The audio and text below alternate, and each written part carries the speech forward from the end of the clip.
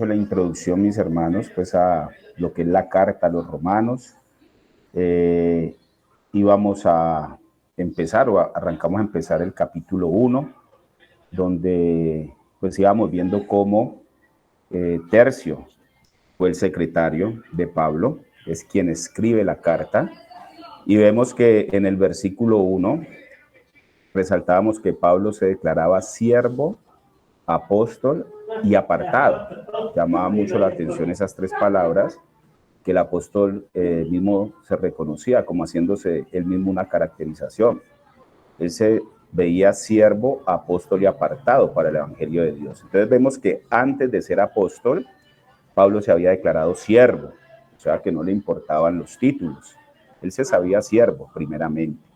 Entonces Pablo sabía que había sido enviado y había sido apartado por Jesús para anunciar el verdadero evangelio. Este perseguidor de la iglesia, este judío pues de judíos, como él mismo se declaró, hombre que conservaba la ley estrictamente, aquí lo vemos declarándose siervo, apóstol y apartado. Entonces el evangelio del Cristo resucitado, el que murió en la cruz, así lo veía Pablo, el verdadero evangelio. Hablaba de ese Cristo resucitado que murió en la cruz, pero que se levantó de los muertos.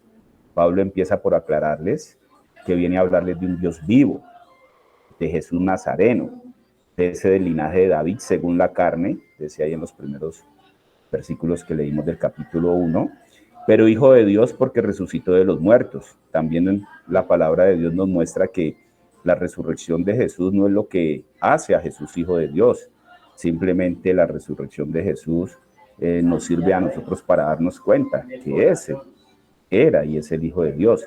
Él les dice que ese Jesús estaba vivo, ese que habían crucificado estaba vivo. Por esto es que afirmamos que Jesús fue hombre 100%, porque la palabra nos muestra la descendencia de David. Él fue hombre 100%, pero también sabemos que es Dios, porque fue engendrado por el Espíritu Santo. Entonces, más o menos hasta allí hacíamos pues como la parte de la introducción al primer capítulo. Me gustaría, Germancito, si nos lees nuevamente del versículo 1 hasta el 6, para que pues hoy tratemos de detallar en cada versículo y construyamos entre todos. Listo, del 1 al 6, ¿no? Sí. Dice, Pablo, siervo de Jesucristo, llamado a ser apóstol, apartado para el evangelio de Dios, que él había prometido antes por sus profetas en las santas escrituras, acerca de su Hijo, nuestro Señor Jesucristo, que era del linaje de David según la carne, que fue declarado Hijo de Dios con poder, según el Espíritu de santidad, por la resurrección de entre los muertos, y por quien recibimos la gracia y el apostolado para la obediencia a la fe en todas las naciones, por amor de su nombre, entre las cuales estáis también vosotros, llamados a ser de Jesucristo. Bueno, entonces vamos a tratar, mis hermanos, de seguir construyendo desde aquí, teniendo pues esa introducción que hacíamos ahora 8 días desde el versículo 1. Entonces vemos que es importante mantener en cuenta la influencia de esta carta sobre la iglesia de Jesucristo, sobre esto que el Señor ha venido levantando a través de todos estos siglos, a través de la historia. Nosotros nos damos cuenta que la iglesia, si bien nace con Jesucristo, sí estaba en el corazón de Dios desde siempre. Los profetas lo anunciaron, los profetas anunciaban a Cristo y también anunciaban muchas cosas que podían apuntar hacia esto que aquí nace. Nosotros sabemos que desde el Génesis hay una tipología que anticipaba proféticamente el nacimiento de la iglesia, y es cuando el Señor le provee a Adán, le provee la ayuda idónea, la provee de un costado. Sabemos que en Cristo vemos la tipología en la cruz, el mismo Juan da testimonio de lo que él vio. Entonces sabemos que sí, en el corazón de Dios estaba esto que hoy día conocemos pues como la iglesia de Jesucristo desarrollando a través de la historia. Entonces aquí Pablo va a tratar verdades reveladas del evangelio por el Espíritu Santo. Va a hablar de la justificación por fe, Va a hablar asuntos muy álgidos de la ley y de la gracia vinculada con las obras. Va a hablar de la soberanía divina de Jesús y también de nuestra responsabilidad en la salvación de la alma. Les pregunto a mis hermanos si están escuchando ruido por fuera o está bien ahí. Sí, un poco, un poco. Hay algo de ruido de fondo, un poquito. Pipe, pásame el control, por favor. Disculpe un momentito, es que Pipe, otro poquito, ahí. Entonces, esta carta nos va a mostrar eso, esa soberanía divina de Jesús, pero también nuestra responsabilidad en la salvación del alma. Esta es una carta preciosa porque nos habla mucho del cuidado que debemos de tener en el día a día con lo que el Señor nos ha dado. Mire que ve Pablo con una lupa muy amplia el destino de Israel por haber negado al Mesías y también nos da una forma de vida práctica del cristiano. Podemos ver desde el inicio del capítulo 1 esa identidad y esa caracterización que el mismo Pablo hace del mismo. Él se está identificando primero como un siervo y luego se identifica como un apóstol, o sea que sabía que había sido llamado a servir. Pablo identifica inmediatamente que el Señor lo estaba llamando a un servicio, a ser esclavo de Él, a ser esclavo de Cristo, pero ojo, de forma voluntaria. Nosotros vemos una disposición de este hombre después de que cae en cuenta de cómo estaba haciendo las cosas, de a quién estaba persiguiendo, vemos una entrega voluntaria. Entonces podríamos decir que esta fue una cualidad de Pablo, pero a la luz de la verdad, el Señor espera que todo aquel que quiere seguir a Jesús y hacer su voluntad, pues debe seguir primero los pasos de servidumbre de Cristo y aprender de hombres como Pablo a seguir esos ejemplos de forma voluntaria por amor. O sea que esto no es solamente en estos hombres que la palabra nos muestra pues como ejemplos de amor hacia el Señor, sino que todo aquel que se decide por Cristo, pues debe seguir esas pisadas. El Señor nunca obligará a nadie a que sea su esclavo, ni a que permita obligado su manifestación en su ser integral. El Señor quiere manifestarse a través del hombre, a través de la mujer, a través de toda persona que entiende el asunto del reino y que el Señor quiere su manifestación a través de esa persona, pero el Señor no lo va a obligar. Es decir, el Señor quiere vasijas voluntarias que quieran poseer su espíritu. Eso lo va mostrando Pablo a través del desarrollo de la carta, esto que este hombre está escribiendo. Sabemos que Pablo en su camino a Damasco, él le preguntó a Jesús. Pablo le hace preguntas a Jesús cuando se le aparece y él le dice, ¿qué quieres que yo haga? Pablo le dice, ¿qué quieres que yo haga? Entonces vemos un ofrecimiento voluntario.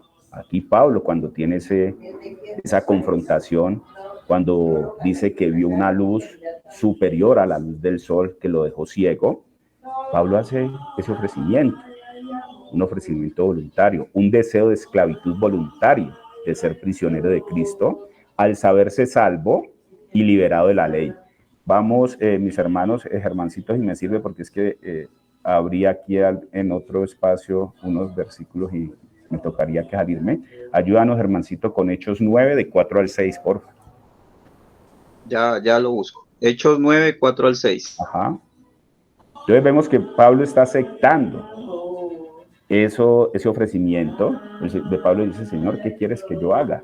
Entonces ahí Pablo se está ofreciendo voluntariamente. Dale, Germancho. Listo. Dice, y cayendo en tierra, oyó una voz que le decía, Saulo, Saulo, ¿por qué me persigues? Él dijo, ¿quién eres, Señor? Y le dijo, yo soy Jesús, a quien tú persigues. Dura cosa te es dar coces contra el aguijón. Él temblando y temeroso dijo, Señor, ¿qué quieres que yo haga? Y el Señor le dijo, levántate y entra en la ciudad y se te dirá lo que debes hacer.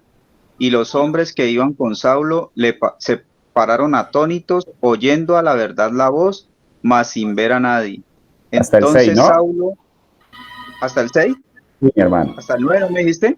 Ah, No. Era hasta el sí, perdón. Correcto. Listo. Gracias, hermancito. Entonces vemos que Pablo, mire que Pablo, después de conocer su servidumbre y su condición de siervo voluntario, Pablo acepta primero ser siervo.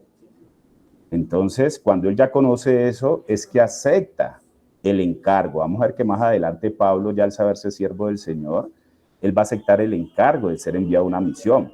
Pues el mismo Señor Jesús, a través de su Espíritu, lo llama a ser apóstol.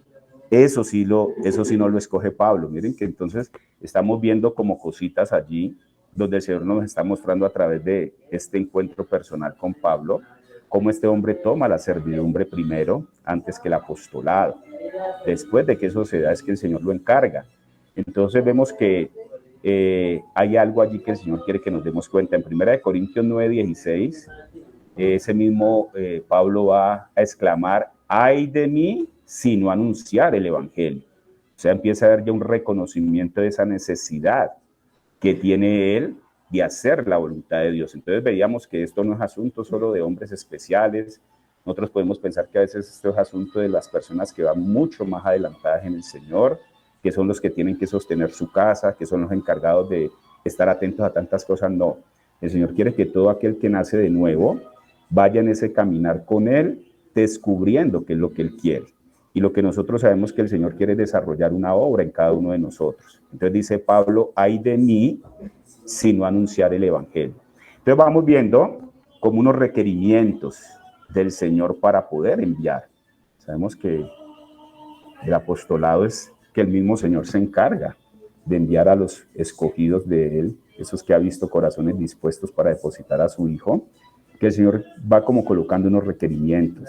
Debe haber un corazón que quiera servir voluntariamente por amor al Señor, y eso tiene que ser una necesidad de todo aquel que va conociendo al Señor. El Señor le cambia el corazón, el Señor le da un corazón nuevo de carne que pueda creerle, que pueda amarlo, y en ese saber nosotros del amor del Señor, pues nos vamos ofreciendo voluntariamente para servirlo. O sea que un enviado debe dar testimonio de quién lo envió. El Señor no va a enviar a nadie que no esté en la capacidad de dar testimonio de quién es que lo ha enviado. ¿Y cómo va a dar testimonio de alguien que no conoce? Entonces a Pablo se le apareció el mismísimo Jesús. Ayúdame, Germancito, con 1 Corintios 15. 1 Corintios 15:8. Nosotros conocemos pues en el libro de los Hechos, a Pablo no se le apareció una sombra, no se le apareció un enviado diferente, sino el mismo Señor Jesucristo. Si le aparece, ¿qué dice, Germán? 1 Corintios 15:8 dice: y al último de todos, como a un abortivo, me apareció a mí. Listo, entonces mire que Pablo se asegura de dar testimonio que ningún hombre ni ninguna organización lo había enviado. Pablo lo vemos en muchas ocasiones sacando como ese pergamino delante de los mismos discípulos y delante de todo aquel que él separaba a dar el testimonio de Cristo. Él mismo se aseguraba de que se dieran cuenta que él no había sido enviado por ninguna organización, ningún discípulo de Cristo, ni los mismos discípulos lo habían enviado. A Pablo lo envía directamente el Señor. Entonces vemos también que Pedro, incluso Pablo y Pedro, al igual que Jesús, levantaron muertos. Cuando nosotros vamos a la Escritura, vemos que el Señor Jesús, Pablo, Pedro, pudieron levantar muertos. Nosotros sabemos hoy día, en todo lo que nos muestran las Escrituras, que hoy día no solamente nosotros podemos levantar también muertos, sino que podemos en el nombre de Jesús mostrarles el camino de la vida eterna. Porque nosotros vemos que todos estos que fueron levantados antes de la muerte del Señor, ya te doy la palabra, Germancito, estos volvían y morían.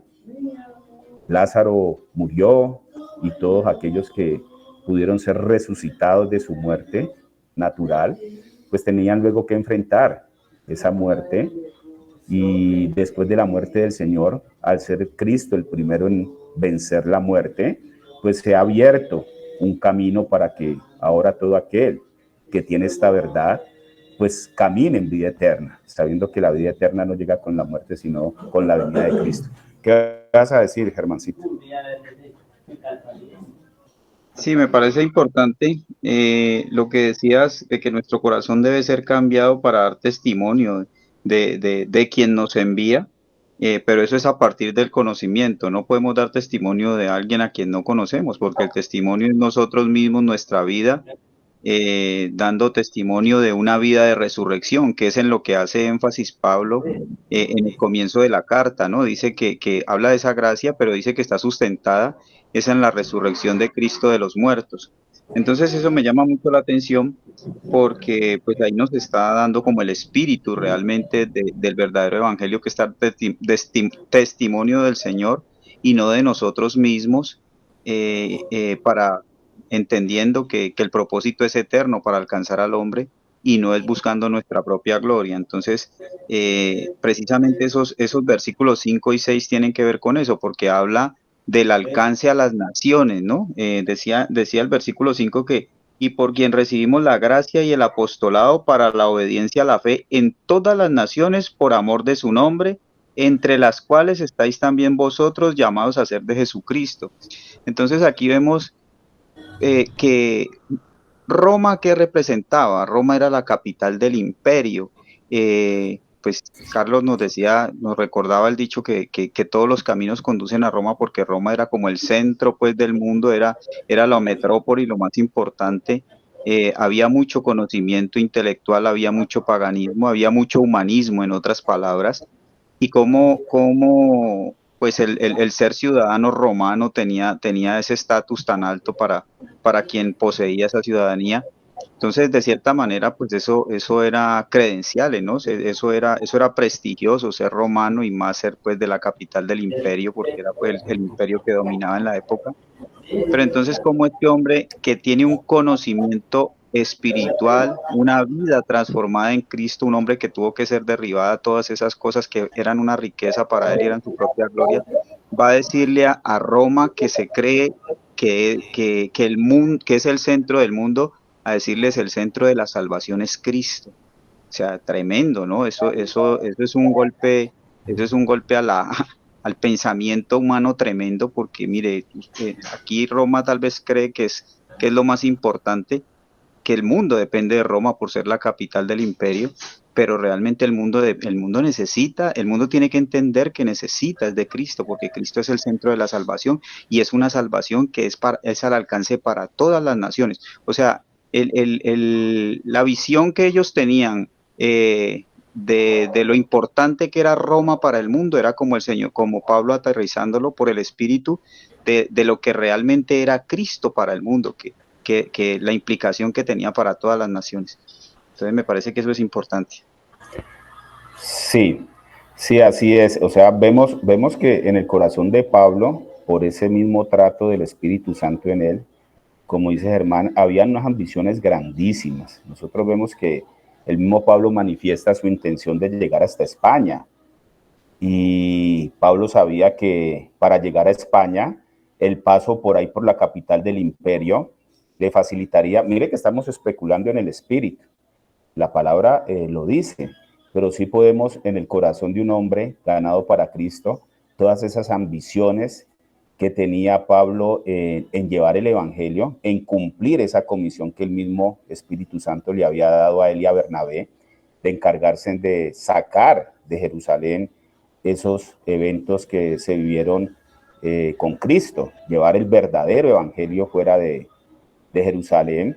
Y Pablo tenía en su corazón llegar a España. Él habla acerca de eso.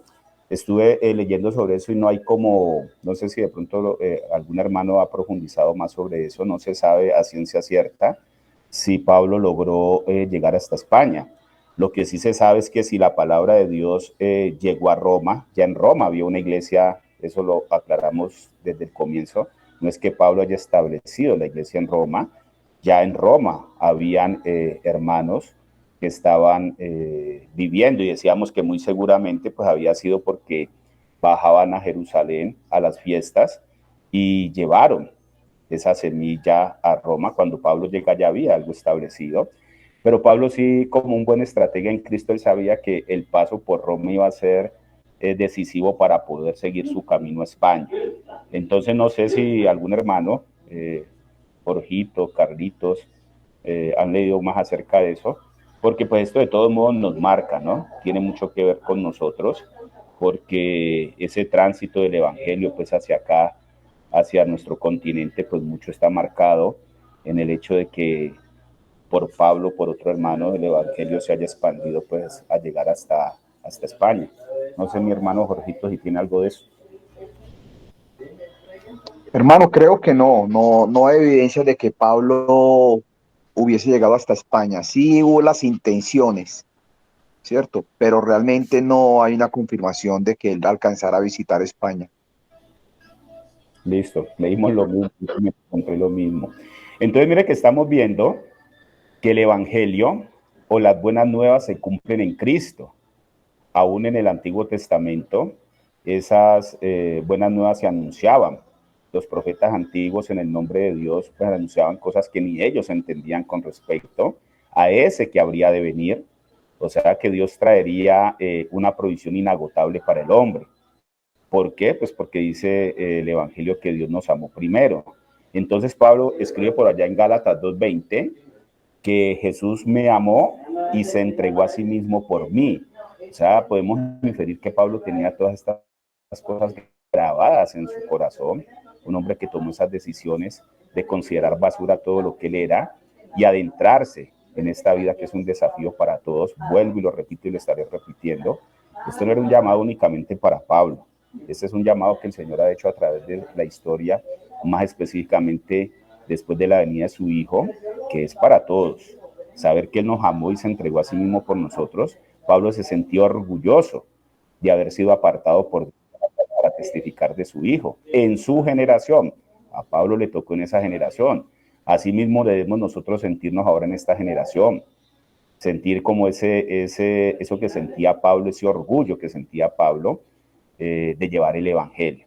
Entonces vemos allí en el versículo 1, versículo 2, cómo Pablo se va asegurando de que ese siervo, ese apostolado, ese apartado, quede claro a quienes iban a leer su carta. Ya por en el versículo 3 vemos que pues, el Evangelio habla 100% de Jesús. Es muy importante y siempre lo hemos dicho nosotros, cómo el irnos metiendo en las escrituras ha ido sacando muchas cosas. Cuando uno se va metiendo y le pide al Espíritu Santo que nos dé la revelación de lo que el Señor quiere mostrarnos en su palabra, que es la revelación de Cristo, pues nos vamos a dar cuenta que el Evangelio habla 100% de Jesús. Hay una palabra que siempre nos rodeó y nos ha rodeado durante todos estos años, es que el Evangelio es cristocéntrico. El Evangelio, desde Génesis hasta Apocalipsis, nos muestra la centralidad en Cristo. Por eso en estos tiempos en que se ha hablado tanto acerca de la parte escatológica, en estos tiempos que se ha hablado tanto de los fines de los tiempos, en este tiempo que se han hablado tantas cosas, el Señor nos ha llevado a entender que se ha hablado ahora, Jorgito, que andaba haciendo averiguaciones sobre el Apocalipsis y Jorge escribió algo muy importante en el grupo. El Apocalipsis revela a Cristo, la revelación de Cristo. La escatología verdadera te revela a Cristo. Entonces el Evangelio habla 100% de Jesús. Todo es acerca de Él, acerca de Él, acerca de su obra. Entonces vemos a Pablo aquí en Romanos, que reconoce a Jesús como Hijo de Dios. Pablo está reconociendo a Jesús como Hijo de Dios. Por ese motivo es que los apóstoles se dedicaron a testificar que Jesús, el nacido en Belén, criado en Nazaret, era el Hijo de Dios y el prometido en la promesa que Dios le hizo a Abraham. Mire que si vemos el libro de los Hechos, nosotros pues tuvimos ese privilegio grande de que el Señor nos permitiera recorrer el libro de los Hechos. Vemos que el propósito de los apóstoles, de estos enviados, era que quedara claro en Jerusalén, en Antioquía, en todos los lados por donde la palabra se movía, era que ese Jesús que había sido crucificado, ese Jesús nacido de María, ese Jesús hijo de José, ese que había caminado esas calles polvorientas en Jerusalén, ese que había ido allá a Nazaret, ese que se movió por todos lados, era el Hijo de Dios. Esa es de las claridades que no solo en ese tiempo, sino que ahora nosotros debemos de conocer y de testificar que Jesús es el Hijo de Dios. Entonces Pablo reconoce a Jesús como el Hijo de Dios y por eso nosotros tenemos que reconocerlo también de esa forma. Jesús es el Hijo de Dios, es nuestro Salvador. Y aquí Pablo lo está reconociendo como su Señor, como nuestro Señor. Esto también el Señor nos lo ha aclarado muchas veces. No nos queda tan difícil cuando empezamos a andar en las Escrituras de darnos cuenta que el Señor nos salvó. Pero ¿cuánto nos cuesta darnos cuenta que el Señor no quiere ser solamente nuestro Salvador, sino que el Señor está empeñado en ser nuestro Señor? Por eso Pablo lo identifica rápidamente y se vuelve siervo. Pablo reconoce inmediatamente en esa conversión que le correspondió a él tener ese encuentro personal con Jesús. Pablo no le fue difícil inmediatamente decir que él era siervo. Él reconoce esa servidumbre delante de su Señor. Entonces el Señor sí quiere que nosotros entendamos que es nuestro Salvador, pero que Él también quiere ser nuestro Señor. Pablo, el siervo, y Jesús, su Señor. Entonces Pablo no estuvo en la resurrección de Lázaro. Sabemos que Pablo no le tocó vivir esa resurrección de Lázaro, pero Pablo sí sabía que Jesús hablaba de Dios como su Padre. Ayúdenme, Germancito, con Juan 11, 41, 42. Eso es importantísimo para todo creyente, para todo aquel que nace de nuevo. Saber que el Señor no solamente está interesado en que nosotros entendamos que Él nos salvó, sino que entendamos que Él quiere ser nuestro Señor. Por esa partecita para los que queremos enviados, nos toca que entender claramente que tenemos que ser primeros siervos. ¿Qué dice, Germancito? Juan 11, 41, 42 dice: Entonces quitaron la piedra de donde había sido puesto el muerto, y Jesús, alzando los ojos a lo alto, dijo: Padre, gracias te doy por haberme oído. Yo sabía que siempre me oyes, pero lo dije por causa de la multitud que está alrededor, para que crean que tú me has enviado. Gracias, hermancito. Entonces mire que Jesús oraba permanentemente delante de sus discípulos, pero era para fortalecer la fe de ellos y para que en estos tiempos también nuestra fe sea fortalecida al ver que el Hijo de Dios, ese que ya era reconocido por Hijo de Dios, que había sido confirmado por la resurrección de que sí era el Hijo de Dios, fortalezca nuestra fe, que aprendiéramos a orar al Padre en su nombre.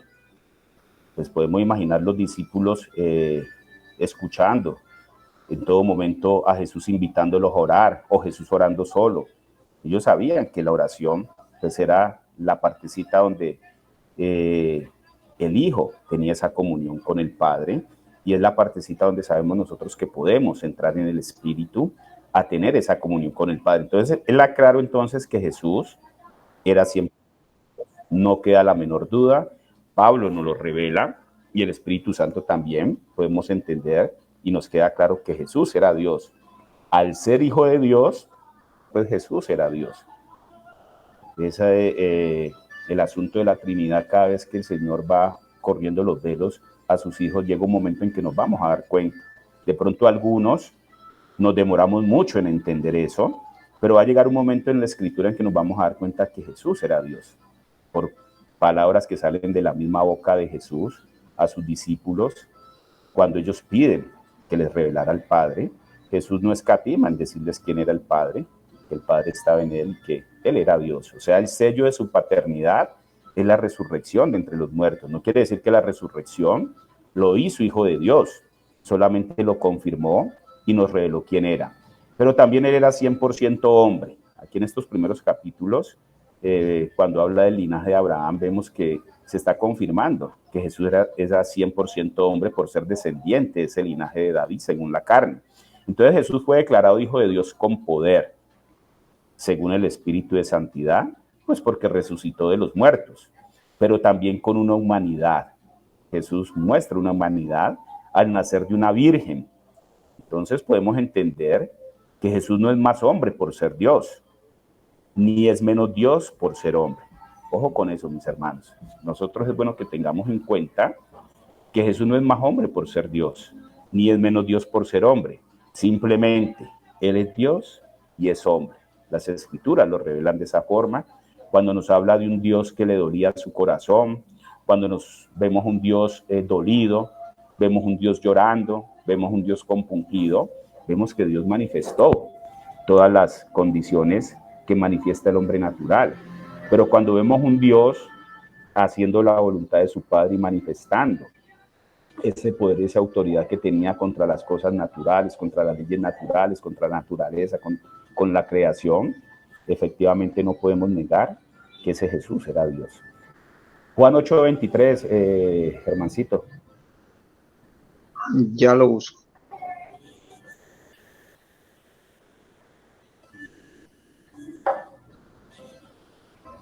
Juan 8:23 dice: Y les dijo: Vosotros sois de abajo, yo soy de arriba, vosotros sois de este mundo, yo no soy de este mundo. Entonces mire que Jesús, hombre, con un cuerpo físico, caminó sobre esta tierra. Eso pues dan testimonio las escrituras. Caminando sobre esta tierra como hombre, vemos que fue despreciado. Jesús fue rechazado por nosotros, cargando todo el peso pues de nuestro pecado.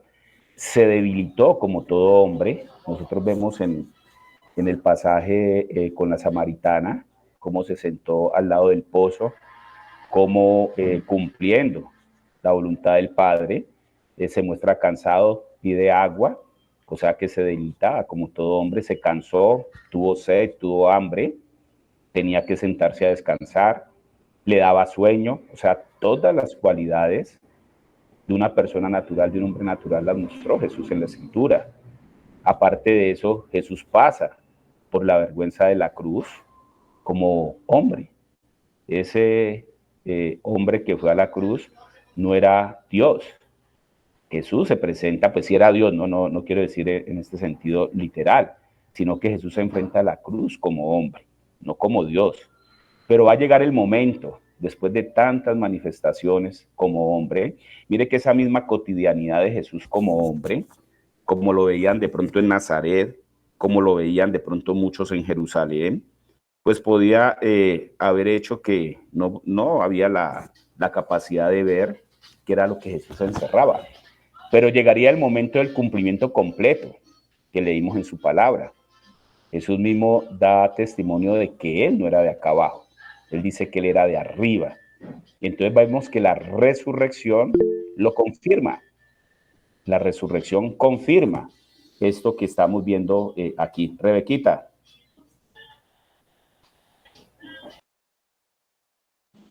Sí, buenas noches con todos. Buenas noches, Alexito. Qué gusto.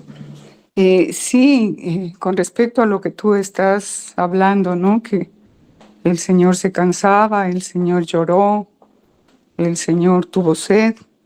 Yo creo que lo que respalda esto es cuando la Escritura dice que vino en semejanza de carne de pecado. Es decir, que en semejanza de carne de pecado quería decir que vino con nuestras mismas debilidades, ¿no? Porque ya vino como con la naturaleza del hombre caído, aunque él no pecó, se mantuvo santo, pero eso quiere decir que tuvo nuestras mismas debilidades, por eso pudo ser probado en todo, ¿no? Pero sin pecado, y eso es una muestra de que era 100% hombre en realidad, como tú lo estás diciendo. Entonces, eso comprueba que fue así, como dice la palabra, que vino en semejanza de carne, de pecado, pero sin pecado. Eso, Alexito. Gracias, Rebequita. Sí, esto es importantísimo, mis hermanos, porque para nosotros ha sido revelado. Yo creo que para los que estamos aquí, y si no ha sido revelado, ya estamos muy cerca de correr completamente ese velo, porque sí existen muchas doctrinas. De hecho, nosotros mismos, antes de entrar en esta realidad, llegamos a pensar de pronto en un momento de que no, Dios no era pues un hombre como tal, o si era un hombre súper especial que tenía unas capacidades fantásticas de hacer cosas, o que era simplemente un espíritu que moraba así como en un hombre especial. Hay muchas, pero muchas doctrinas que niegan a Jesucristo como hombre. De hecho, la palabra es clara al decir que quien niega a Jesús como hombre es el anticristo. Estamos esperando en la revelación escatológica la venida de un hombre como tal, porque literalmente la palabra lo dice, pero el Señor sí nos deja como esos destellitos allí, de que también identifiquemos cómo todo aquel que se opone a lo que el Señor ha hablado, aquí como nos dice Rebeca, apoyada en la Escritura, un hijo de Dios no debe dudar para nada que Jesús vino en un cuerpo físico de hombre y que caminó como hombre. De lo contrario, se derrumbarían muchas cosas que el mismo Señor Jesús expresó. Nosotros debemos de tener claro que al lado del Padre en este tiempo hay un hombre sentado. Y fue un hombre que caminó, un hombre que conoció al hombre de punta a punta. Esto también alguna vez me preguntaba una persona, que bueno, que pues también como con como con ese morbo que le meten las personas cuando saben que pues uno es un seguidor de Cristo y que está conociéndole y entregándole su vida, pues salen unas preguntas bien simpáticas. Me decía que si Jesús, entonces, como la palabra decía, que había sido tentado en todo, que Jesús había tenido de pronto entonces, había visto mujeres y las mujeres le habían gustado, que si Jesús había tenido de pronto inclinaciones como todos los hombres que en algún desarrollo de su etapa ven a un hombre con provocación. Me hizo como unas 3 o 4 preguntas, como esas preguntas rajadoras, no vamos a probar a esta persona. Uno apoyado en las escrituras no puede ponerse a especular, pero la escritura es clara. Si la escritura dice que Jesús fue probado en todo, sabemos que la palabra todo es todo. Entrar ya en los detalles son cosas que no nos corresponden, pero yo pienso que ya aquí hablándolo con ustedes, mis hermanos, que podemos hablarlo, y me gustaría participación de los hermanos que han estado como callados, en ese tipo de preguntas, ¿cómo se desenvuelve un hombre o una mujer de Dios amparado en la escritura? Pues la verdad yo no tuve sino para decirle a esa persona, mira, la palabra de Dios dice que Jesús fue probado en todo. Y si habla de todo, pues es en todo, porque de qué otra forma podría el Señor Jesús ser intercesor, ser a quien tenemos sentado al lado del Padre, justificándonos como hombres, si el Señor no hubiese conocido todo lo que rodea la vida del hombre natural. Ya entrar a especular, como lo hacen de pronto muchas doctrinas, muchos canales, nosotros nos damos cuenta que cuando se acerca la Semana Santa, salen muchos programas investigativos con una cantidad de documentales, según ellos, pues basados en mucha ciencia y tecnología y en cosas que dicen que Jesús se enamoró de María Magdalena y todo esto apoyado pues en las escrituras, porque muchos dicen que si fue tentado en todo, él se enamoró. Entonces, me gustaría, mis hermanos, que opináramos sobre esto. ¿Por qué? Porque es muy importante que nos demos cuenta que Jesús caminó como hombre sobre la tierra. Ver las muestras o los testimonios de Jesús Dios es mucho más diciente en la palabra. En la palabra vemos que Jesús sí mostró sin necesidad de tener que decir quién era, sus mismas obras y lo que hacía, pues daban a entender que Él era Dios. Pero entonces muchos ponen en duda ese Jesús hombre o le meten como esos aditivos de que pues era como un espíritu raro. Vamos a ver qué opinamos los hermanos para que nos quede bien claro este asunto. Hermancito.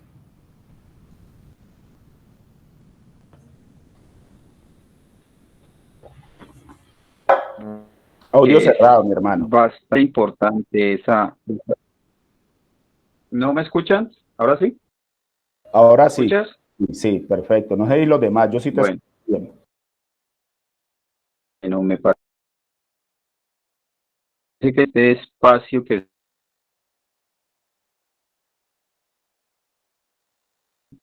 de qué Sí te está piensa. fallando, Germán. Pregunto a los hermanos, ¿soy solo yo o sí se está escuchando entrecortado? Sí, Alexito, se escucha Recortado. entrecortado. Bueno, vuelve a hablar, Germán, a ver cómo te oímos. Bueno, entonces ahí sí está claro hasta ahí. no sé cómo me escuchan. Como el internet que a veces molesta. ¿Cómo me escuchan Dale. allí? Hasta Bueno, ahí me bien, mi parece hermano. que, Si se le entrecorta, yo vuelvo y le hablo. bueno, listo. Me parece que es importante este espacio que se abre, porque no es solamente un sondeo de pronto de preguntas de qué piensan los hermanos con respecto a esto, no, sino que tiene que haber realmente una verdadera revelación de quién es el Señor para nosotros en nuestro caminar y en la vida a la que hemos sido llamados. Recuerden que el Señor Jesús le preguntó a los discípulos, ¿quién dice la gente que soy? ¿Y quiénes dicen ustedes que soy yo? Que fue cuando Pedro le respondió que tú eres el Cristo, el Hijo del Dios viviente, y entonces el Señor le responde, no te lo reveló carne ni sangre, sino mi Padre que está en los cielos. ¿Por qué lo digo? Porque si nosotros realmente no entendemos, si no hay esa revelación del Señor en nosotros, pues tampoco podemos identificarnos con esa verdadera salvación que el Señor hizo en nosotros. La Escritura dice, el Señor mismo dice, bienaventurado quien no halle tropiezo en mí. Entonces ese espíritu de santidad es el que nos da testimonio de quién es Cristo en nosotros. Y ese mismo espíritu, recordemos que la primera obra que hace el espíritu en nosotros cuando nos trae el evangelio es convencernos ¿de qué? De pecado.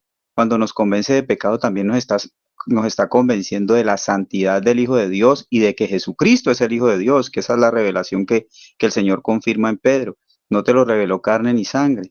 Entonces, cuando esa obra está siendo manifiesta en nosotros, esa convicción de pecado que también nos lleva a un arrepentimiento y a una verdadera conversión, pues yo cada día me identifico más con el Señor, y la misma escritura dice que la muerte no le pudo retener, la muerte no le pudo retener porque no halló pecado en él. Si el Señor hubiese tenido pecado, pues la muerte de Jesucristo hubiera sido justa en el sentido de él, de que, porque la escritura, el Señor en la ley escribió que el pecado que la paga del pecado es muerte. Pero como el Señor Jesús no fue a la cruz por él, por sus pecados, sino por los nuestros, por eso nosotros como pecadores, el Espíritu Santo puede hacer esa obra en nosotros de revelarnos el sacrificio de Cristo en la cruz, de la santidad de esa cruz y de que hay salvación para nosotros en el Señor. Entonces me parece que eso tiene que ser una revelación en la vida del creyente para que nosotros realmente podamos, y eso solamente lo puede hacer el Espíritu Santo, pero entonces también eso nos llama a nosotros a que hay una responsabilidad, porque esa misma escritura, ese mismo Espíritu Santo que nos revela por las escrituras la obra de Jesucristo, que nos convence de pecado y nos revela la obra de Jesucristo y la salvación por gracia, también esa obra produce en nosotros un deseo de comer y de beber de Cristo, y ese comer y beber de Cristo es cada día es un conocimiento más profundo, más íntimo, más relacional con el Señor, para que realmente el Espíritu no me quede yo solamente con un pensamiento sin fundamento espiritual, sin un fundamento espiritual de que no, Cristo era un santo y yo soy un pecador. No, las escrituras siempre me van a confirmar eso. Entonces, si hay una responsabilidad mía como creyente, hay un deseo que pone el Espíritu Santo en mí de que yo debo conocer las escrituras, de que yo debo estudiar y de que yo debo comerme las escrituras, hacerme uno con ellas para que cada día esa revelación sea mayor en mí. Creo que eso es importante.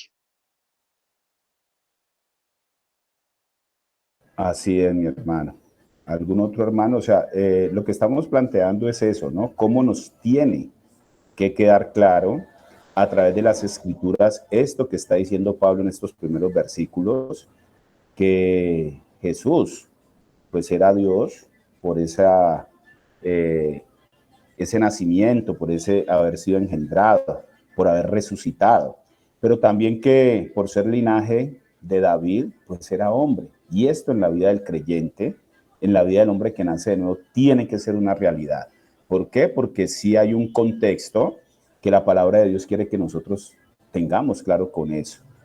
Si algún hermano o hermana quiere de pronto aportarnos algo más, o si no, pues para dar como pues lo que yo les decía de que es el soporte. Lo que pasa es que un incrédulo es muy complicado porque las preguntas que vamos a recibir de ellos pues no van alineadas a la verdad, andan buscando es otras cosas, pero sí hay hermanos que andan buscando al Señor y necesitan unas explicaciones claras de esto. Yo pienso, mis hermanos, que a través de la palabra nos es revelado que es necesario que nos demos cuenta de esta condición de Jesús hombre, porque es a la condición que vamos a llegar nosotros.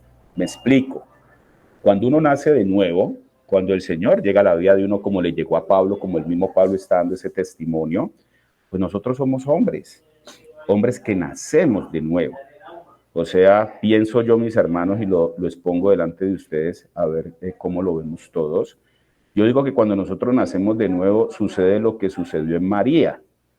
O sea, el Espíritu Santo viene y concibe en María al Hijo de Dios, y de la misma forma el Hijo de Dios llega a engendrarnos a nosotros, y a partir de eso la palabra de Dios dice que lo que es nacido del Espíritu, Espíritu es, hasta llega a nuestra vida biológica, por así decirlo, entre comillas, y empezamos a vivir esa vida. Entonces, si Jesús no hubiese sido hombre, si Jesús no hubiese caminado sobre esta tierra como hombre, eso sí, guiado y engendrado por Dios, pues nosotros no tendríamos cómo seguir ese camino. ¿Por qué nosotros podemos seguir ese camino que caminó nuestro Señor Jesucristo? Porque estamos facultados como Él. Cuando nosotros nacemos de nuevo, somos hombres que portamos ahora ese espíritu que guió a Jesús por toda su vida. Entonces ahora ya no tenemos excusa delante de Dios como hombres para caminar, porque eso fue lo que hizo su Hijo. Entonces, si no tenemos claro eso, mis hermanos, de que Jesús fue hombre y con ese cuerpo físico guiado por el Espíritu Santo, Jesús pudo, ya te doy la palabra, Rebequita, Jesús pudo sortear todo lo que sortea un hombre natural. Entonces ahí sí le daba explicación yo a esta persona, pues de una forma más natural, porque no nos van a entender lo espiritual, de que sí es posible que un hombre pueda caminar sobre esta tierra de la forma que caminó Jesús, porque ejemplo nos ha dejado el Señor. Rebequita. Gracias, Alexito. Sí, es importante esta reflexión a la que tú nos llevas, ¿no? Porque de lo contrario no tendría sentido. Sería un Dios exigente con nosotros para cumplir un propósito que nunca lo vamos a poder alcanzar, ¿no? Entonces yo pienso que sí, como dice aquí la escritura en Hebreos, dice: pero vemos a aquel que fue hecho un poco menor que los ángeles, a Jesús, coronado de gloria y de honra a causa del padecimiento de la muerte, para que por la gracia de Dios gustara la muerte por todos, porque convenía a aquel por cuya causa son todas las cosas y por medio del cual todas las cosas subsisten, que habiendo de llevar a muchos hijos a la gloria, perfeccionara por medio de padecimientos al autor de la salvación de ellos. Acá también el gran sumo sacerdote dice: por tanto, teniendo un gran sumo sacerdote que ha traspasado los cielos, Jesús, el Hijo de Dios, retengamos nuestra profesión, porque no tenemos un sumo sacerdote que no pueda compadecerse de nuestras debilidades, sino uno que ha sido tentado en todo según nuestra semejanza, pero sin pecado. Entonces yo creo que ahí está claro, ¿no? Que el Señor tuvo que hacerse como uno de nosotros para que la medida que se nos ha sido puesta, ¿no? De ser conformados a la medida de la estatura de la plenitud de Cristo, sea justa, porque esa fue la medida que nos dejó, es decir, que estamos en capacidad de llegar a esa estatura, porque ya es Cristo en nosotros el que se está formando. Con Él dice que nos fueron dadas todas las cosas. Él fue hecho justificación, salvación, sabiduría. En Él están los tesoros de la sabiduría, del conocimiento, y con Él nos fueron dadas todas las cosas. Él es la gracia, Él es todo lo que necesitamos para llegar a eso. Lo que tenemos que hacer es realmente morir a nosotros para que Él viva, ¿no? Como dice la Escritura mismo, ¿no? Ya no vivo yo, mas vive Cristo en mí, es decir, la vida de Él es la que se va dando y en nosotros se va produciendo la muerte, que es lo que nos toca hacer a nosotros, matarnos para que Él viva y ya no quede rastro de mí y todo sea Él. Y esa es la obra del Espíritu Santo, justamente como tú decías, ¿no? Lo que sucedió con María en el nuevo nacimiento nuestro ya es por el Espíritu Santo, ya nacemos del Espíritu Santo, es decir, siempre la idea de Dios el único hijo fue Jesús, fue el Señor. Y cuando pensó en muchos hijos, como iba de llevar a muchos hijos a la gloria, dice: Él nos predestinó para ser hechos a la imagen de su Hijo, es decir, que ya había una predestinación, que teníamos que ser hechos a la imagen de su único Hijo, y esa es la obra que vino el Señor a cumplir como hombre para llevarnos a esa naturaleza divina a la que tenemos que ser transformados. Entonces vemos que sí, Él era 100% hombre, 100% Dios, y eso es lo que viene a hacer en nosotros para que luego ahora tengamos la naturaleza de Él, ¿no? Y lo tremendo de esto es que, digo, eso es irreversible. El Señor ya no es solo Dios, es Dios y hombre, y es a lo que tenemos que llegar nosotros también. Eso, Alexito. Gracias, Rebeca. Muy importante lo que dices, ahora lo toco. Angelita. Algo muy cortico. Yo escribí que no habría resucitado, pero ¿por qué? Porque la paga del pecado es muerte y entonces la muerte lo hubiera tenido que retener. Entonces eso era lo que quería, simplemente eso quería apuntar. Gracias. Listo, Angelita. Mire que sí es muy importante y por eso es a la luz de la palabra que nosotros podemos ir entendiendo todo lo que el Señor ha colocado allí. Por eso era importante y es importante, así como Pablo lo está mostrando en el versículo 4, ese capítulo 1. Sí quiere el Señor que nos demos cuenta de eso, de esa naturaleza humana, de esa humanidad que tuvo Jesús 100% hombre, pero también esa otra parte, porque como decía María Eugenia ahora, es importante que nosotros nos demos cuenta que hubo un hombre que pudo contener, que pudo ser obediente, que pudo escuchar y que pudo hacer la voluntad de su Padre aquí en la tierra. Y ese hombre es el que nos ha trazado el camino. Sería imposible, si Jesús no hubiese sido hombre, que nosotros lo pudiéramos seguir. Sería imposible seguirlo. Ya te doy la palabra, Jorgito. Si Jesús no se hubiera identificado con el hombre como se identificó Cristo.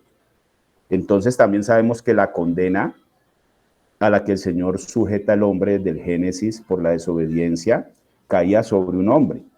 Entonces, así como un hombre había echado al piso la creación del Padre, pues era un hombre quien tenía que levantar. No podía ser ayudado, ya te doy la palabra, ojito, no podía ser ayudado como muchos dicen, o como muchos quieren decir, que es que pues Jesús hacía trampa porque Jesús tenía la ayuda de Dios a través del Espíritu. Pues la respuesta que nos da la palabra es que nosotros también tenemos esa provisión ahora cuando nacemos de nuevo para poder seguir sus pisadas. Jorgito. Bueno, yo quería mencionar algo relacionado con el hecho de la tentación de Jesús. Es muy interesante viendo el relato. Hay dos relatos claves, que es Mateo capítulo 4 y Lucas capítulo 4, que hablan de ese evento. Cuando Jesús es bautizado, dice que una voz del cielo decía: este es mi hijo amado, estoy muy complacido con él. Pero después de esa situación viene el siguiente versículo. Luego el Espíritu llevó a Jesús al desierto para que el diablo lo sometiera a tentación. Y cuando observamos las tentaciones que el diablo hace, las tres tienen una pregunta muy interesante. Si eres hijo de Dios, versículo 3. Si eres hijo de Dios, versículo 6. ¿Sí? Y después, si eres hijo de Dios, o sea que la intención del enemigo es llevar a Jesús al terreno de su divinidad, donde él lo podía tranquilamente derrotar, porque él es Dios. Pero lo interesante es ver cómo él se asocia. El que va al desierto es Jesús como hombre, y al que el enemigo quiere enfrentar y sacar del escenario es a Jesús como Dios. Pero él se queda en el terreno de la humanidad, y en ese terreno de la humanidad es que él derrota al enemigo. Eso es muy importante porque las cosas que él le pide incluso es: hazme un milagro, convierte las piedras en pan. Él lo podía hacer, pero ¿qué tendría que hacer Jesús para hacer eso? Y más adelante lo iba a hacer. Lo hizo cuando multiplicó los panes y los peces, pero no era el momento, no era el propósito de Dios en ese momento. La otra acción es: tírate del pináculo del templo y que todos te vean públicamente, desciende públicamente porque los ángeles te van a acompañar. Tampoco era una evasión a la cruz, ¿sí? Y la otra tentación en la que le muestra todos los reinos de la tierra. Entonces, ahí estamos viendo claramente que esas tentaciones fueron muy importantes porque en ellas Jesús se conecta con nosotros como seres humanos y derrota al enemigo en un terreno totalmente agreste, porque el primer hombre cayó en un paraíso, pero el segundo hombre, que es el Señor, derrotó al enemigo en el mundo caído, en medio del pecado. O sea que esto es muy importante, el contexto de la humanidad de Jesús es muy importante para el creyente, como decía la hermana Rebeca, porque si no fuese así, si el Señor Jesús hubiese enfrentado al enemigo como el Hijo de Dios y hubiese convertido las piedras en pan, o hubiese complacido al enemigo en sus proposiciones, ¿qué sería de la humanidad? O sea, la respuesta está en que el Señor enfrentó al enemigo como hombre y lo derrotó como hombre, confiando plenamente en el Señor. Muchas gracias, Jorgito. Ahí se nos aclara mucho más el panorama con lo que nos está ampliando Jorge, cómo el Señor al ser tentado en el desierto, mire que lo tienta Satanás, ¿no? Esto lo estamos viendo, ya te doy la palabra, Maite. Esto lo estamos viendo en el estudio los sábados, analizando el Padre Nuestro. Podemos tener la confusión de que Dios tenta, y la palabra de Dios dice el Espíritu Santo lo saca al desierto, pero en el desierto estaba el tentador, y el tentador sí viene a sacarlo de esa condición humana para que Jesús mostrara quién era. Y sí lo mostró en muchas ocasiones, como dice Jorgito, pero cuando era necesario mostrar la divinidad de Dios. Aquí el Señor nos da una enseñanza como un hombre, teniendo todas las ganas de hacer la voluntad del Padre, puede resistir las tinieblas, y Jesús lo resistió como hombre. Maite. Gracias, Alecito. Buenas noches, mis hermanos, con quien no había saludado. Y justamente quería compartir algo que corrobora todo lo que ha dicho Jorgito. Y dice esto está en Hebreos 4:15. Dice, porque no tenemos un sumo sacerdote que no pueda compadecerse de nuestras debilidades, sino uno que fue tentado en todo según nuestra semejanza, pero sin pecado. Qué maravilloso, ¿no?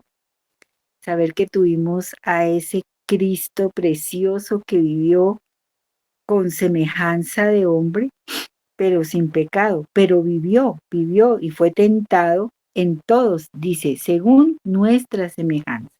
Eso quería compartirles. Gracias. Gracias, Maite. Germancito.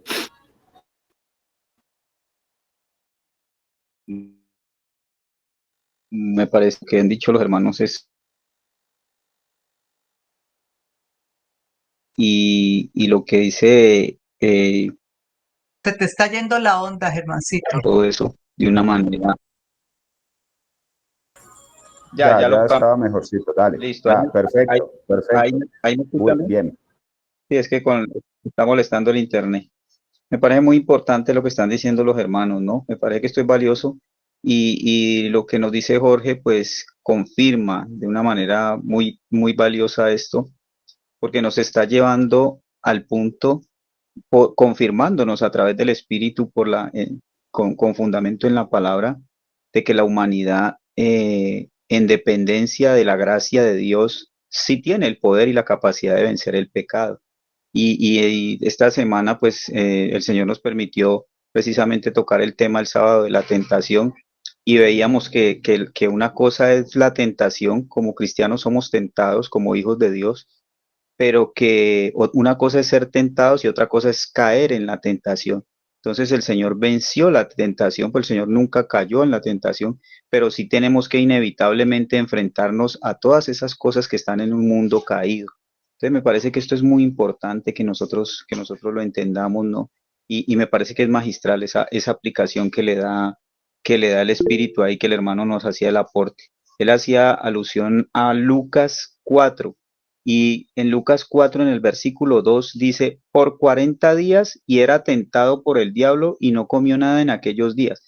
Entonces, ¿por qué lo digo yo? Porque cuando lo leía otras veces, y ahora en estos días solamente fue que pude como atender este versículo, pensaba que la tentación llegó después de los 40 días y que fue solamente estas tres cosas puntuales en las que, estos tres hechos puntuales, ¿no? De convierte las piedras en pan, de la parte alta del templo, de los reinos de la tierra, pero resulta que aquí dice que por 40 días y era tentado por el diablo. Entonces, en la escritura no están todas esas tentaciones, pero entonces, tal vez creo yo, ¿no? Que entonces esas tentaciones fueron siempre, ¿no? Fueron siempre, pero que el Señor siempre siempre dependiendo de la gracia como hombre, porque aceptó esas tentaciones, como dice Jorgito, no en el ámbito de Dios, que era a donde lo quería llevar Satanás, sino en el ámbito de un hombre, dependiendo de la gracia, el creer a lo que su padre había dicho. Entonces ahí está la gran diferencia, ¿no? Las intenciones del enemigo de querer sacarnos, que la tentación es esa, las intenciones del enemigo de querer sacarnos de la voluntad de Dios y de la dependencia de su gracia. Me parece importante. Importante, no, mi hermano, importantísimo. Rebequita. Algo cortito nomás con respecto a esto de la tentación, ¿no? Algo cortito que la escritura dice que Dios no puede ser tentado. Entonces ahí nos podemos dar cuenta que quien estaba tentado era el Señor como hombre. Si hubiera estado únicamente como Dios, no podía ser tentado, ¿no? Entonces pienso que eso es justamente algo que corrobora que Jesús era 100% hombre, porque Satanás tuvo acceso al Señor en vista de que era hombre, y por eso pudo él tentarlo como lo tentó y en todo, ¿no? Eso nomás, Alexito. Sí, qué bueno, mis hermanos, que miren que es a la luz de la palabra, que la misma palabra nos da testimonio. Aquí lo dijo un hombre, aquí Pablo le estaba diciendo en el versículo 4, esa naturaleza divina, pero también esa naturaleza humana de Jesús. Y es la misma palabra la que nos, porque esto sí hay que tenerlo muy claro, mis hermanos.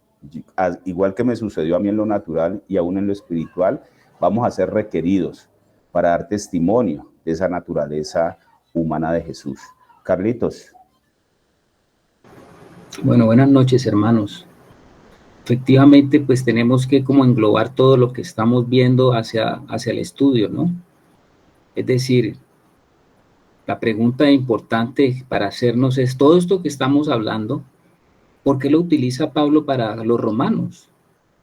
Estamos en el versículo 6 y en el versículo 7, porque ustedes ven que todo lo que hemos hablado ahora está relacionado con lo que Pablo está diciéndoles a los romanos, porque la carta es a los romanos, le está declarando a ellos que el Hijo de Dios, el Señor Jesucristo, tenía una herencia y un linaje humano y un linaje divino. Pues el centro de lo que se ha estado tratando está justamente en hablar sobre esa naturaleza humana del Señor. Pero la pregunta para ustedes es, y a todos los que están allí, ¿por qué el versículo 6 y el versículo 7 dice, entre los cuales estabais también vosotros llamados a ser de Jesucristo, a todos los que estáis en Roma, amados de Dios, llamados a ser santos, gracia y paz a vosotros de Dios nuestro Padre y del Señor Jesucristo? ¿Por qué él estaba llevando a los romanos, Pablo, con esto es la salutación nada más de Pablo?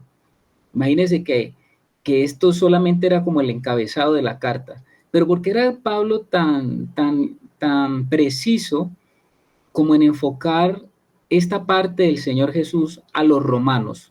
Ahí lo dejo pues para que ustedes lo mediten.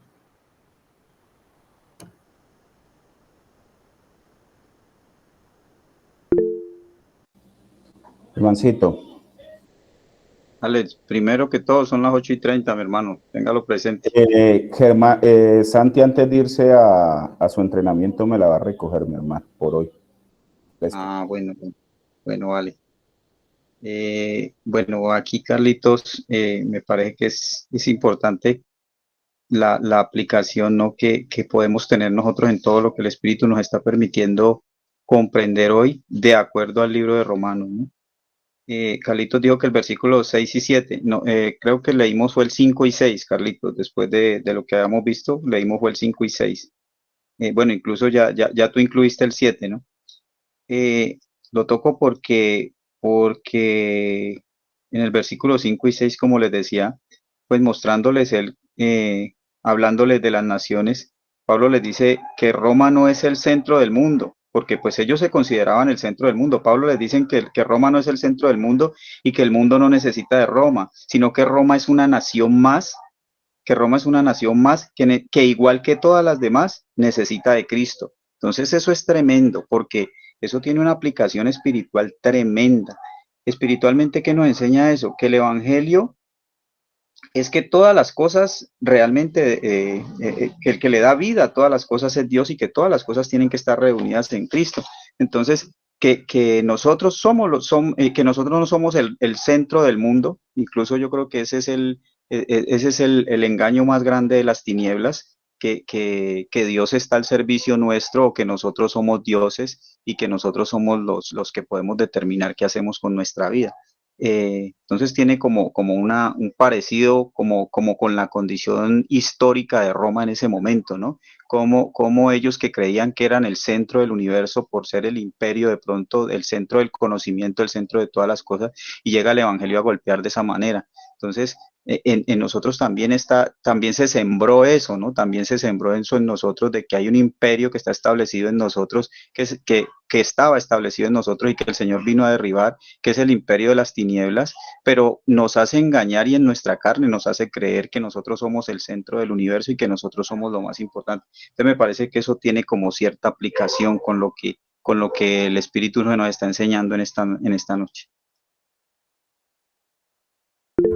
Listo, mi hermano.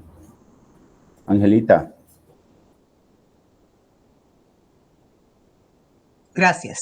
Con respecto a lo que comentaba el hermano Carlos, a los dos últimos versículos que se leyeron, pues, ¿qué puedo ver? Que, que nosotros al recibir al Señor estamos recibiendo una nueva naturaleza y es la naturaleza de Cristo. Obviamente que no podemos de inmediato pues hacer las cosas que Cristo hizo, pero así como Él venció venció la tentación, nosotros también vamos a poder llegarla a vencer, porque esa es una herencia que Él nos ha dejado. ¿Y cómo la podemos vencer? No en nuestra carne ni en nuestras posibilidades, sino con la ayuda del Espíritu Santo. Eso de un lado.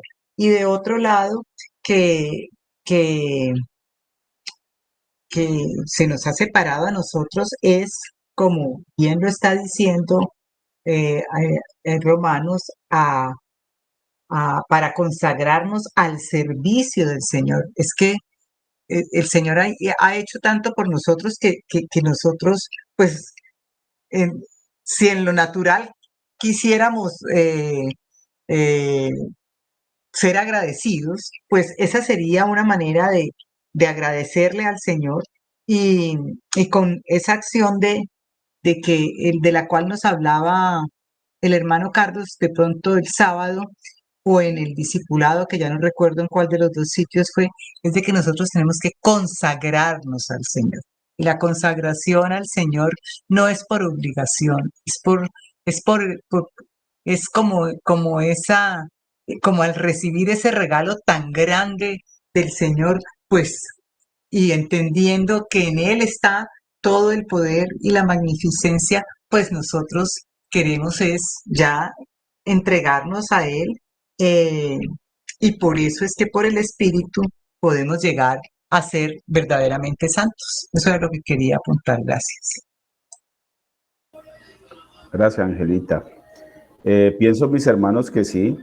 De referente de pronto a lo que dice Carlito, nosotros vemos que allí en los primeros versículos hay un llamado de Pablo de la obediencia a la fe. O sea, hay que ser obedientes a la fe. Nosotros sabemos que la desobediencia causó en el Edén esa separación del hombre con Dios. Y acá la obediencia viene a volver a conectar eso. De acuerdo a la parte cronológica que veíamos nosotros al comienzo de estos estudios, veíamos que la carta a los romanos viene a ser como la cuarta, más o menos, pues si lo vemos desde lo cronológico. Veíamos que de pronto las primeras era primera de Tesalonicenses, segunda de Tesalonicenses, vimos que la tercera era Gálatas. O sea, ya Pablo tenía conocimiento del andar de los judaizantes, cómo los judaizantes trataban nuevamente de llevar al hombre que había adquirido esa libertad en Cristo nuevamente a la religión. Entonces, de la pregunta de Carlitos, que por qué estaría de pronto Pablo hablando de esto ahí en esa carta a los romanos, pienso que también tiene mucho que ver con eso.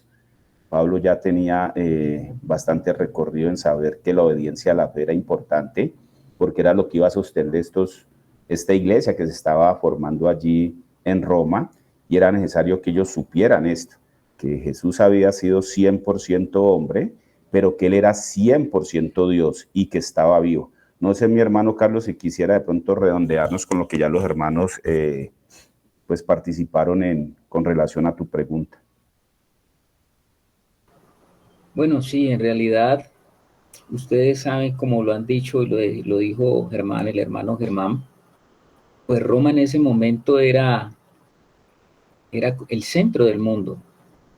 Roma era el imperio. Y Roma era el centro también del politeísmo. Y esta iglesia en Roma, pues estaba bajo esa cultura, bajo esa influencia, la influencia de muchas divinidades. Y bajo esa influencia de muchas divinidades, yo les había comentado que mucho había crecido la iglesia en Roma. La iglesia había crecido sobre todo con muchos gentiles, más que judíos en un momento dado. Y entonces todos esos gentiles venían de una tradición de politeísmo, de dioses. Aún más, ustedes saben que en Roma, ustedes se dan cuenta que llegó un momento dado en que el emperador se nombró a sí mismo como Dios. O sea que es posible que en la mente de estas personas estaba pues esa confusión de ver a emperadores nombrándose como dioses y tenían que ser adorados como dioses, y dioses mismos que había en todas las formas que tenía Roma de templos paganos y todo esto. Entonces Pablo comienza a estos hermanos en Roma mostrándoles a un verdadero conocimiento espiritual, diciéndoles que si hay un hombre que se dice Dios, tiene que ser por algo. Si hay un hombre que se habla como Dios, no es porque sea emperador y porque tenga poderes humanos.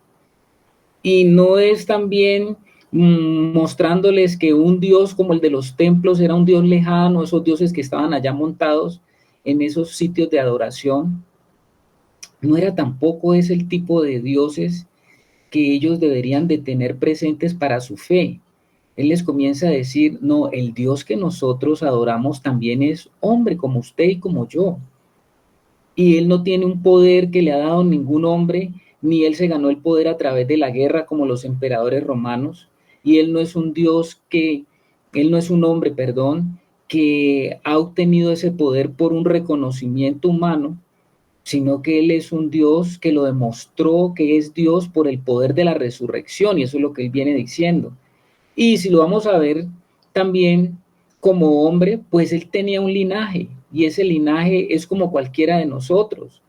Entonces, para que no haya ese divorcio y no haya esa equivocación en cuanto a la persona de Jesucristo, porque de eso trata el Evangelio, por eso se llama el Evangelio de Dios, dice Pablo, ustedes, dice en el versículo 6, entre los cuales estabais también vosotros. O sea, estos romanos estaban en sus cosas, y dice, pero fueron llamados a ser de Jesucristo. Él les estaba mostrando en ese inicio quién era Jesucristo. Jesucristo no es cualquier hombre, pero es un hombre. Y Jesucristo también es Dios, pero ¿qué clase de Dios? Y dice, a todos los que están en Roma, el versículo 7, amados de Dios, llamados a ser santos. Bueno, es que ahora, para que ustedes se den cuenta la categoría de la persona que estamos hablando, esta persona es singular. Por un lado, no solamente Él es Dios, Él es hombre, sino que te da también a ti la categoría de entrar en esa misma relación que en la tierra no puede ser posible. Eso no lo puede hacer nadie. Un emperador no te puede poner a ti por ser emperador a la altura de Dios. Y un Dios no te puede a ti colocar a su altura, mucho menos a la altura de un hombre redimido y rescatado como es lo que va a hacer Jesucristo.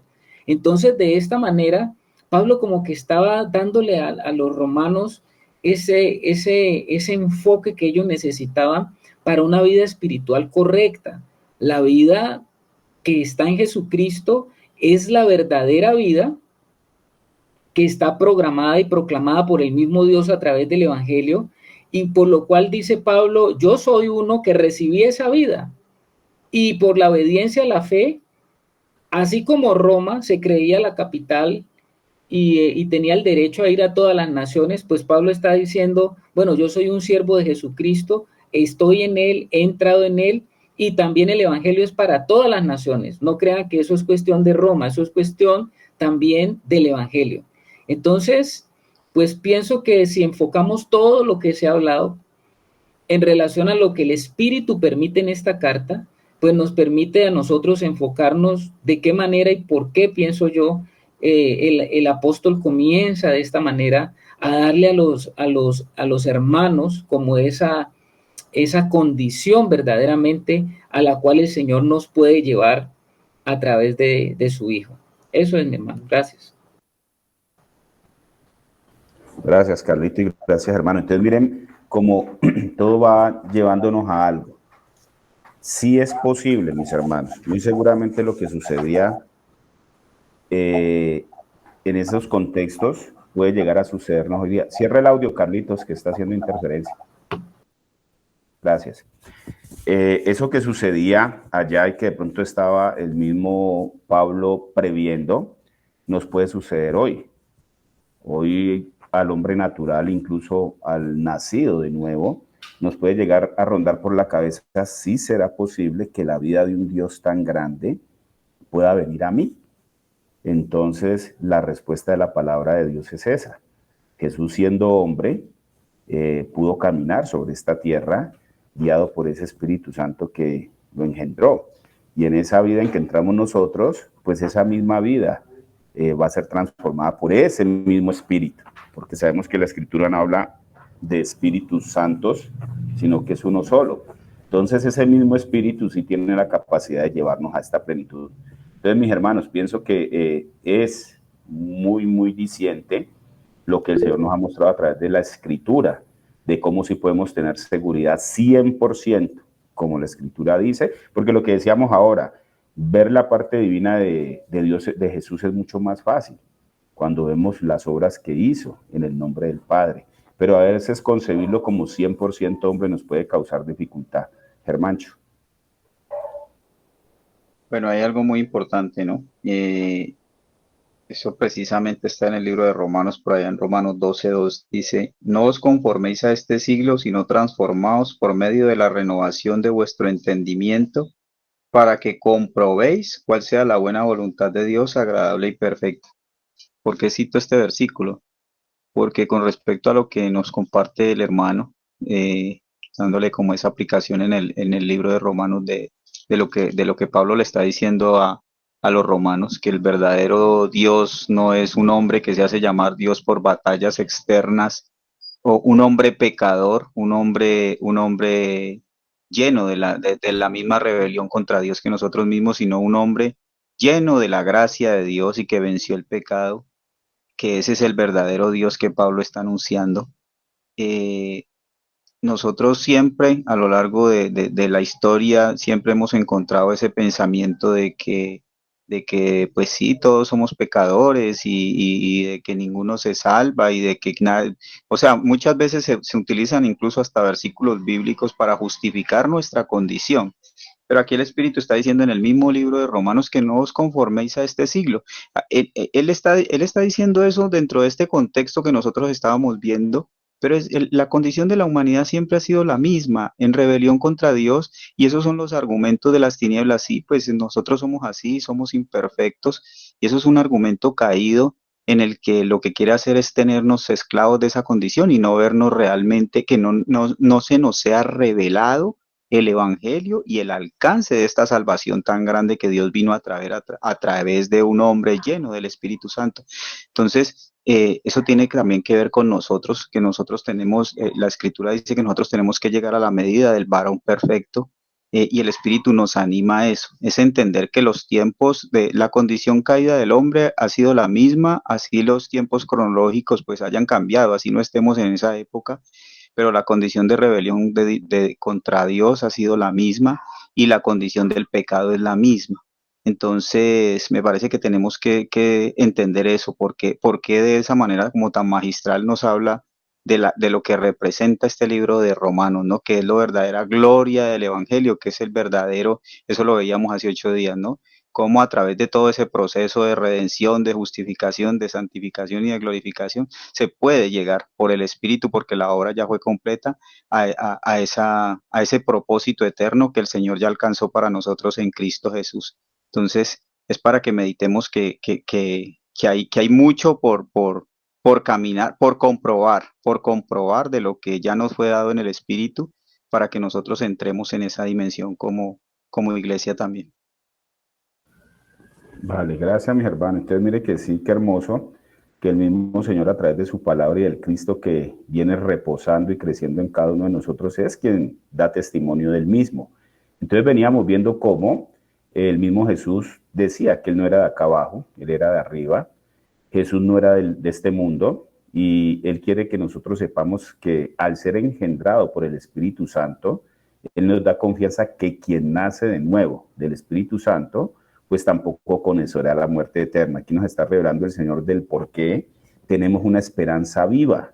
Tenemos una esperanza viva porque el Señor nos mete una vida diferente, no esa vida que va a ser acabada con la muerte, sino esa vida que puede trascender esa misma muerte, esa esperanza de vida eterna que tenemos en Él.